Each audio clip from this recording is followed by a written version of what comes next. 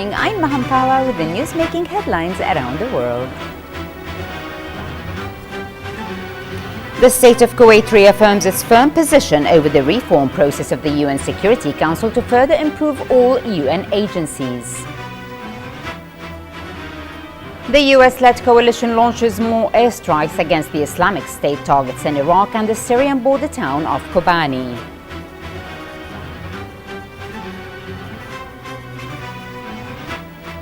U.S. Secretary of State holds talks with Palestinian Authority President Mahmoud Abbas over the latest aggression on civilians in Al-Quds.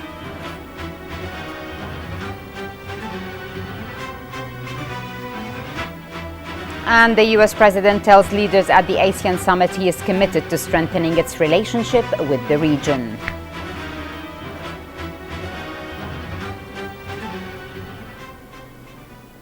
In our first item, Bismillah ar-Rahman ar-Rahim, His Highness the Emir Sheikh Sabah Al-Ahmed Al-Jaber Al-Sabah received a cable of congratulations from His Excellency the President of the Republic of Sri Lanka, Mahinda Rajapaksa, on the occasion of naming His Highness the Emir as a humanitarian leader by the UN in recognition of his international humanitarian efforts all over the world, wishing His Highness good health and Kuwait further progress and prosperity under his wise leadership.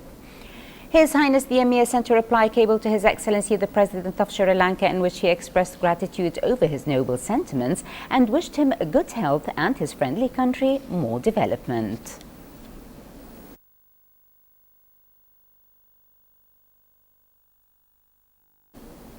The First Deputy Premier and Foreign Minister Sheikh Sabah Al-Khalid Al-Hamad Al-Sabah met today with the Iranian Ambassador to Kuwait, Ali Reza Inayati, who conveyed a written message to Sheikh Sabah Al-Khalid from his Iranian counterpart Dr. Mohammad Javad Zarif that dealt with ways of strengthening bilateral cooperation in all domains and covered the latest developments in both international and regional arenas. The meeting was attended by a host of senior officials at the Foreign Ministry.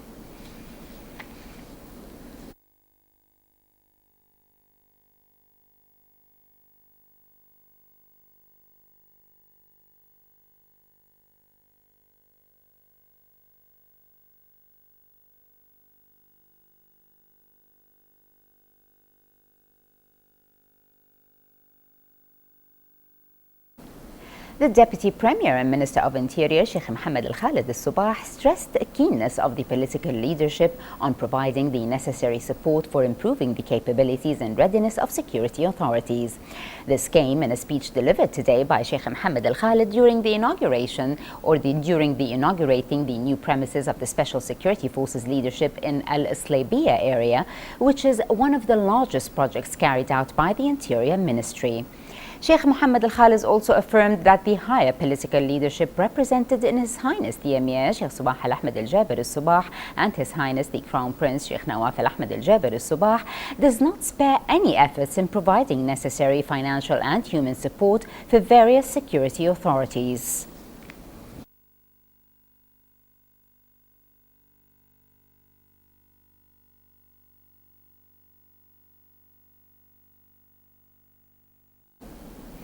A Kuwaiti diplomat stressed Kuwait's support for the UN efforts to enhance and reform the Security Council.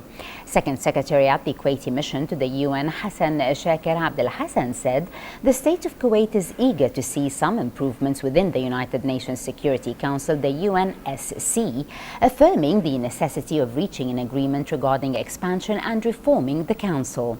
Addressing a UN General Assembly session debating the issue of fair representing in the Council, Abu al-Hassan noted that any plans for progression should stem from the idea of increasing the number of states at the UNSC for better performance and justice, adding that the Council should also look into procedures like veto, which should be refined and improved to better handle international situations.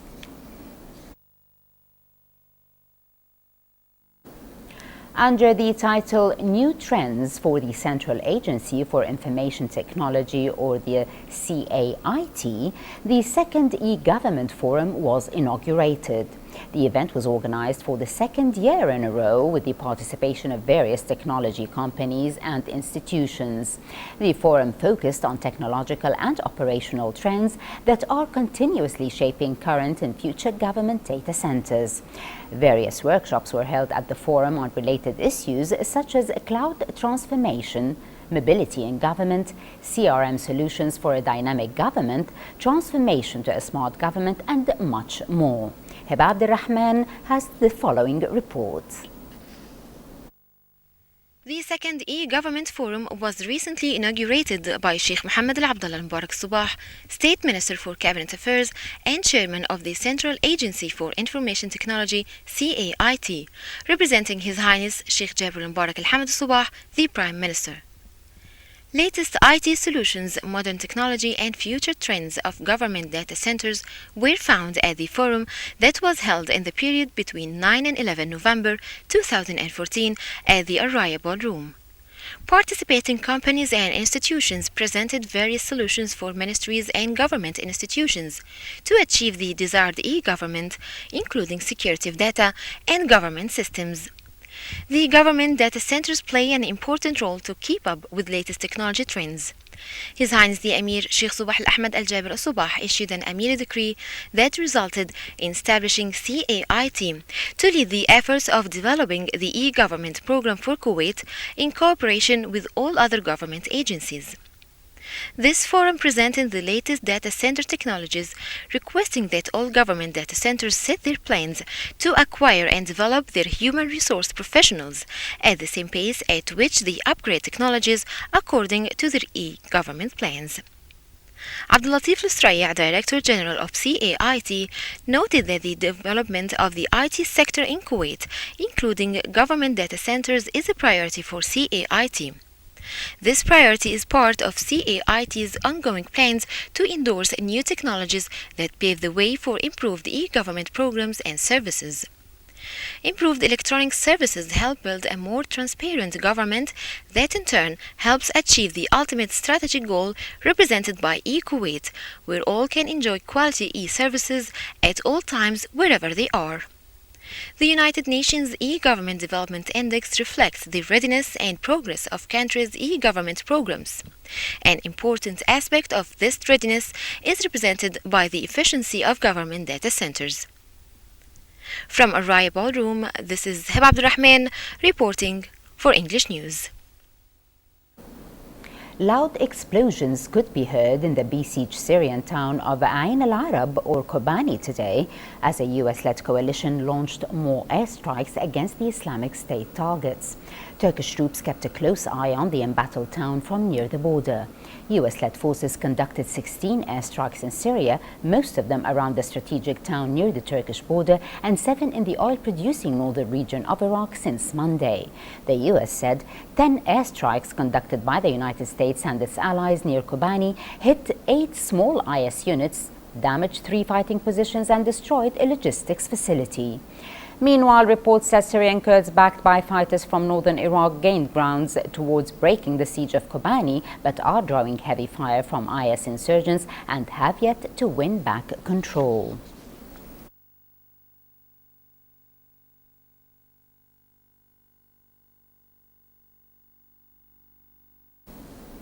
U.S. Secretary of State John Kerry met with Palestinian President Mahmoud Abbas in Jordan today to discuss tensions in Al-Quds. The officials met at Abbas's residence in Amman. Tensions over Al-Aqsa Mosque, the third holiest site in Islam, have fueled repeated clashes between Israeli police and Palestinian civilians in recent weeks, culminating in a one-day closure of the mosque last month. Jordan recalled its ambassador from Israel on November the 5th, the first time it has taken such action since the two countries established diplomatic relations in 1994, denouncing the violations at the Al-Aqsa Mosque. Later today, Kerry also met with King Abdullah in Amman to discuss the recent developments.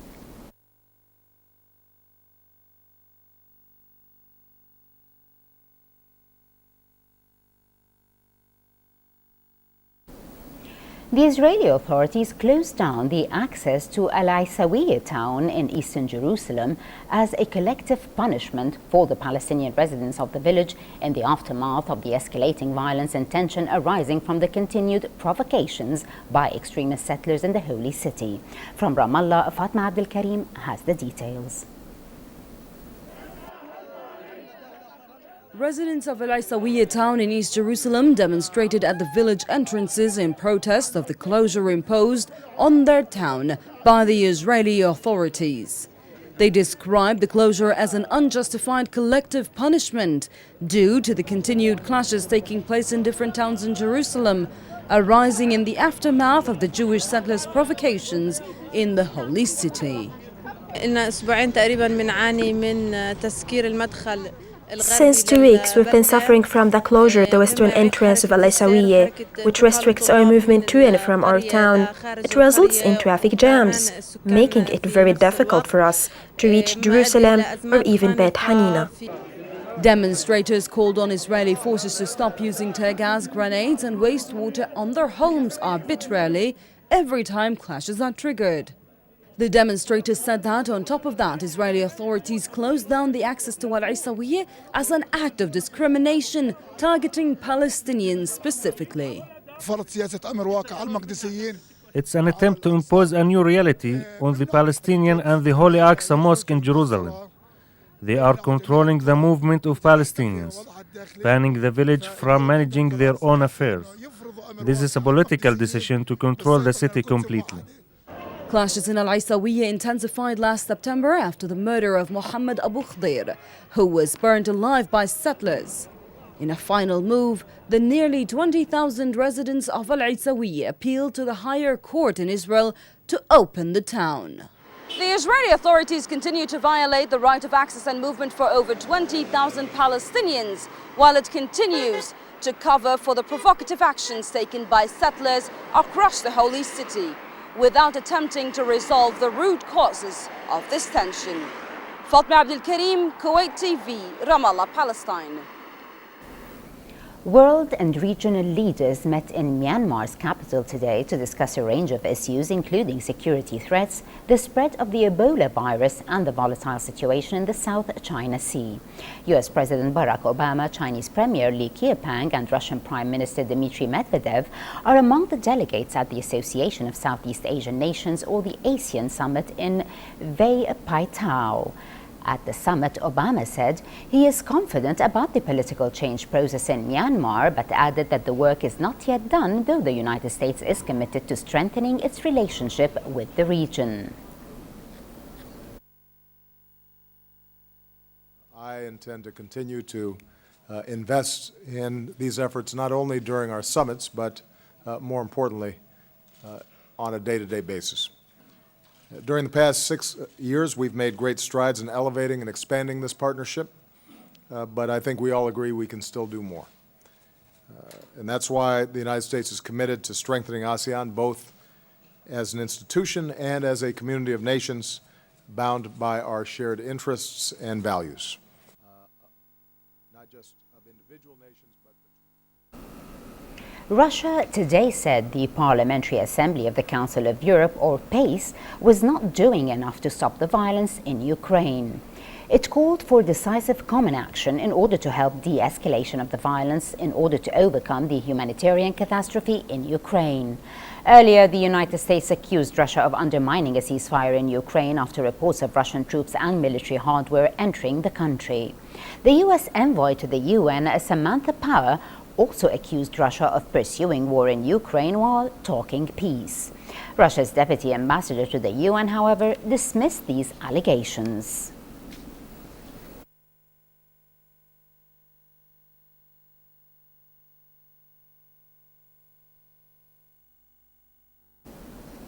Clinical trials to try to find an effective treatment for Ebola patients are to start in West Africa next month.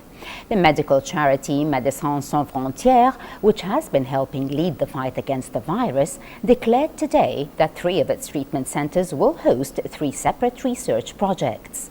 Meanwhile, the World Health Organization, the WHO, said today that Ebola has killed at least 5,160 people out of at least 14,098 infected since March, predominantly in Liberia, Sierra Leone and Guinea. However, the WHO said there were signs that the indication of new cases was declining in Guinea and Liberia, although it reported steep increases in Sierra Leone.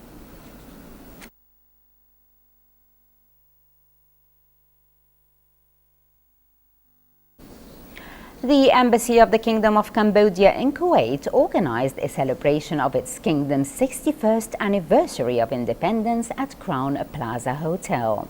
Ambassador of Cambodia to the State of Kuwait, His Excellency Mr. Long Kim, praised the strong relations of friendship and cooperation between Cambodia and Kuwait, wishing it to strengthen and develop furthermore for the benefit of all people, for peace, stability and prosperity in the region and the whole world. Here is more on the event in this report with Salim Al-Kendari. The Embassy of the Kingdom of Cambodia in Kuwait celebrated its kingdom's 61st anniversary of independence from France. The ceremony was attended by various officials and diplomatic missions to Kuwait. Today is the 61st anniversary of the Independent Day of the Kingdom of Cambodia. We received the full independence from France from 1953. So after 90 years of Cambodian under the colony of France, he took the powers in Cambodia from 1863. So until now, we have 61 years after received the full independence from France. After independence from France, Cambodia did go into the monarchy. From 1953 until 1970, Cambodia developed our country under the leadership of the King Sihanouk. The King Sihanouk is the king that he received the independence, the struggle for independence from France until he received full from 1953. And after 1970 to 1975, Cambodia go into the other regime. They call that Khmer Republic. From 1975 to 1979, Cambodia is under the regime of the Khmer rules. So the people very suffers and they kill the regime, the Khmer rules kill among the Cambodian people nearly 2 million people. Now Cambodia is peaceful, and by the TV tour of Kuwait, I invite all Kuwaiti to visit our countries. We have peaceful, we have everything, and we take care, we careful of the tourists to visit our country. His Excellency also wished all Cambodian people in Kuwait good health, happiness and prosperity. This was the 61st anniversary of Cambodia's National Day, celebrating its independence from France back in 1953. From the Crown Plaza, this is Salim Kendiri reporting for the English News. We move to the local business news, where at the end of this week's trading, Kuwait Stock Exchange ended today's session on a mixed board. The KSX 15 reached 1,149.7 points, losing 0.97 points. The price index closed at 7,201.26 points, also losing 0.65 points. However, the weight index recorded 475.78 points, with a slight gain of 0.31.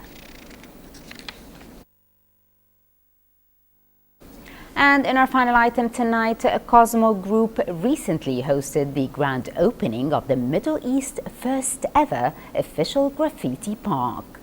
Cosmos Spray Books, located in Shab Park, will host monthly events offering a space for all artists to gather and freely share their talent with the local community.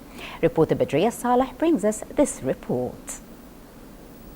Cosmo Group recently hosted the grand opening of Cosmo Spray Box, the Middle East's first ever official graffiti park, located right here in Kuwait. The event was attended by hundreds of people gathered to appreciate the multiple displays of art, as well as reflect on the changing shift of the graffiti culture. Myself and my partner Master, we work with Cosmo.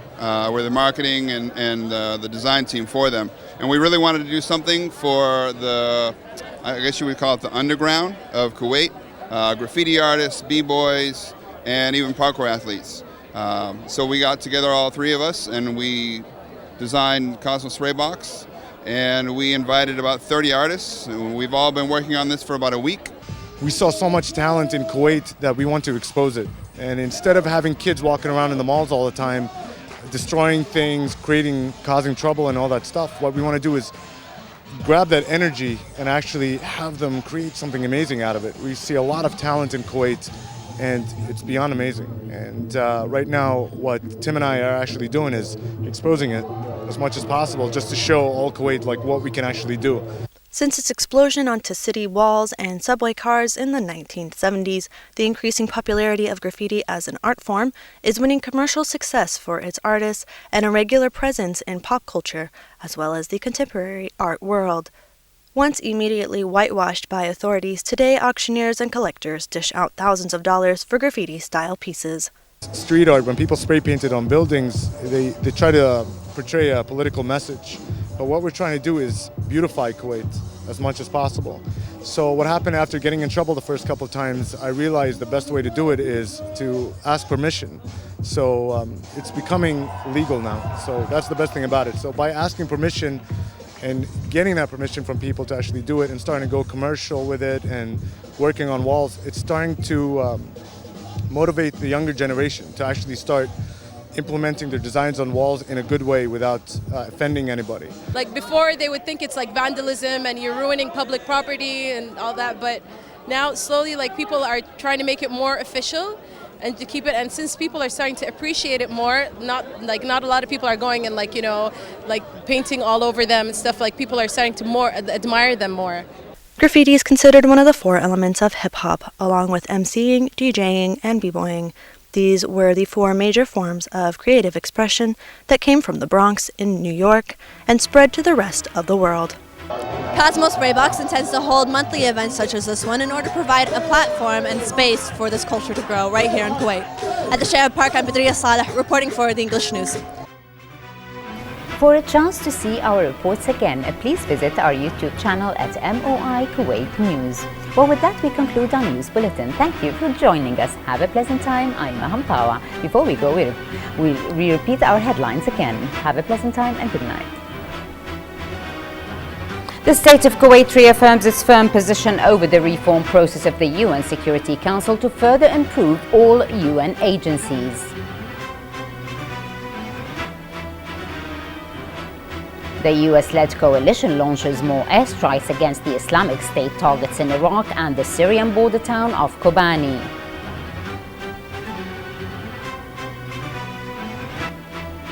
US Secretary of State holds talks with Palestinian Authority President Mahmoud Abbas over the latest aggression on civilians in Al-Quds.